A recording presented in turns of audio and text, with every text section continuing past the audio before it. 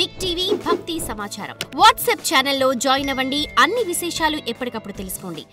గురుగారు, ప్రస్తుతం ఉన్న సమాజంలో మనం చూస్తూ ఉంటే చాలామంది నిరాశ, నిస్పృహ, అనుకున్నవి జరగకపోవటం, కోరికలు తీరకపోవడం, దాంతో వాళ్ళు శరీరాన్ని వాళ్ళు త్యాగం చేసేస్తున్నారు, ఆత్మలుగా తిరుగుతూ ఉన్నారు.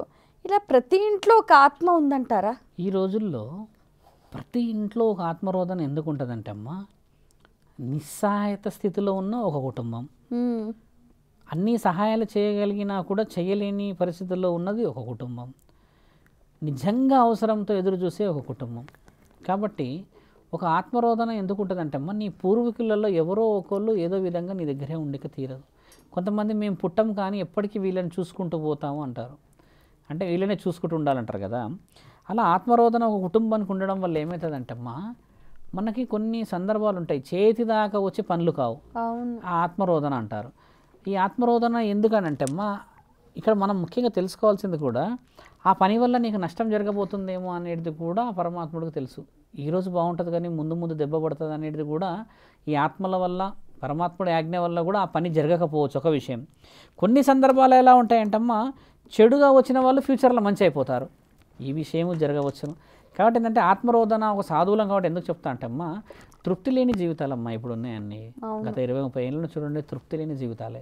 డబ్బులు ఎన్ని సంపాదించినా సాధించినట్టుగా అనిపించదు, అసలు తృప్తే లేదు. తృప్తి అసలు లేదు. లక్షలు సంపాదించు, నీకు నిమ్మలం ఉండదు.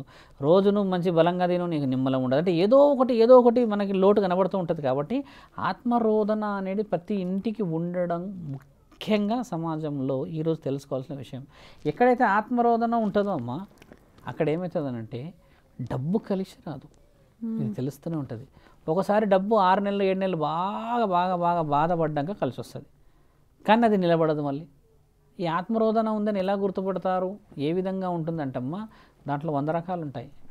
కొంతమంది అమాయకంగా పుట్టిన జీవితాలు ఉంటాయి, కొంతమంది కారణంతో పుట్టిన వాళ్ళు ఉంటారు, కొంతమంది వచ్చేసేసి మనకు తెలియకుండానే కొంతమంది క్షుద్ర ప్రయోగాలు, చేతబడిలు, ఆ బడిలు, ఈ బడిలు అని చేసి వశీకరణలు చేసి నజ్జే ఇచ్చే అని చెప్పి పంపించిన దుష్ట ప్రయోగాలు కూడా ఉంటాయి.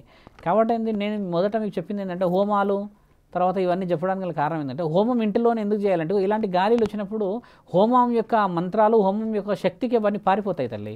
అంటే ఆటోమేటిక్గా నీ ఇంట్లో స్థుతి ఏర్పడుతుంది. ఆత్మలకి అంత శక్తి ఉన్నది, మీరు బాగా గమనించాలమ్మా. మీరు అడిగిన ప్రశ్నలోనే ఇప్పుడు తల్లిదండ్రులు మాకేం చేయలేరు, మేమేం చూడమంటారు కదా, చాలా మంది ఇదే అంటున్నారు. చాలా బాధ. ఆ మధ్య ఒక 2.5-3 సంవత్సరాల క్రితము 4 పిల్లల్ని కన్న తండ్రి కరీంనగర్లో అమ్మ, 4 ఆడబిడ్డలే.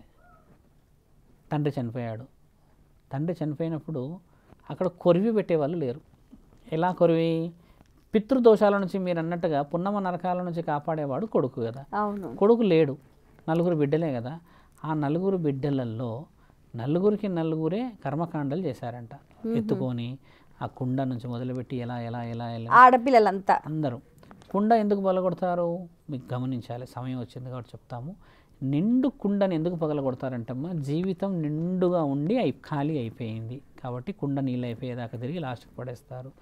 అక్కడ కట్టెల మీద కాల్చి శరీరం మొత్తం ఈ బ్రహ్మ కపాలం పగిలిన తర్వాతనే ఎందుకు వెళ్తారు, తల పగిలినాక వెళ్ళాలి అంటారు, కొంతమంది సౌండ్ వచ్చినాక వెళ్తారంటారు కదా.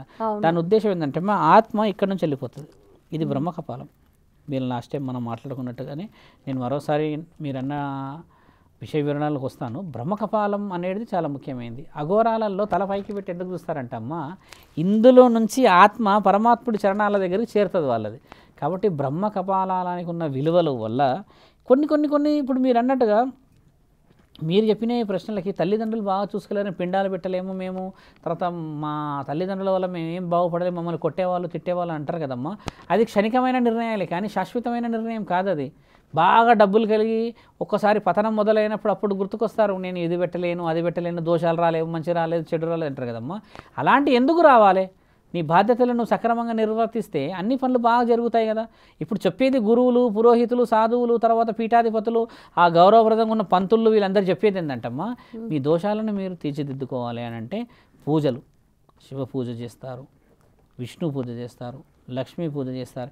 ఇవన్నీ చేసి మనం పుణ్యం సంపాదించుకోవాలమ్మా, అదే జీవితము. మీరు అన్నారు మనశ్శాంతి లేదన్నారు, ఆత్మరోధన ఉందంటే మరి నీవు ఇవన్నీ చేయకపోతే మరి ఆత్మరోధన ఉండకపోతే ఏముంటుందమ్మా నీకు మాట. కొంతమంది ఉంటారు గురుగారు, ఇంట్లో వాళ్ళకి తిండి పెట్టకుండా ఊళ్ళో అంతా సేవ చేసి వస్తారు, ఇంకా మేము సేవ చేస్తున్నాం, మేము పుణ్యాత్ములం అంటారు. అది ఎట్లా వరకు అలా ఉండదు అసలు. ఇల్లు గెలవని వాడు ఊరు గెలవగలడా కదా? అట్టి పరిస్థితులు అలా పుణ్యం రాదమ్మా. ఇల్లుతో పాటే సమాజంలో నువ్వు గెలవాలి అని అంటే మొట్టమొదట నీ కుటుంబ గౌరవప్రదంగా నిన్ను స్వీకరించడం చాలా ముఖ్యమైనది. కొంతమంది ఉంటారు మన మంచితనాన్ని గుర్తుపట్టరు, మన మంచితనాన్ని బలహీనంగా చూసుకుంటారు, మన మంచితనాన్ని అవతల వ్యక్తి పైశాచికత్వంగా నాకు ఏదో ఉందో అని విర్రవీగుతుంటారు కదమ్మా. ఈ విర్రవీగేటి అన్నీ ఒక దగ్గర వాళ్తాయి. గద్దకి ఆకలి అయితే ఎంత పైనుంచి కిందకి దిగుతుంది, పరమాత్ముడు ఎంత మీద ఉన్నా కూడా కిందకి దింపుతాడు. ఆయన ఆధీనంలో ఉన్న విషయాలమ్మా. For more videos like this, subscribe Big TV channel.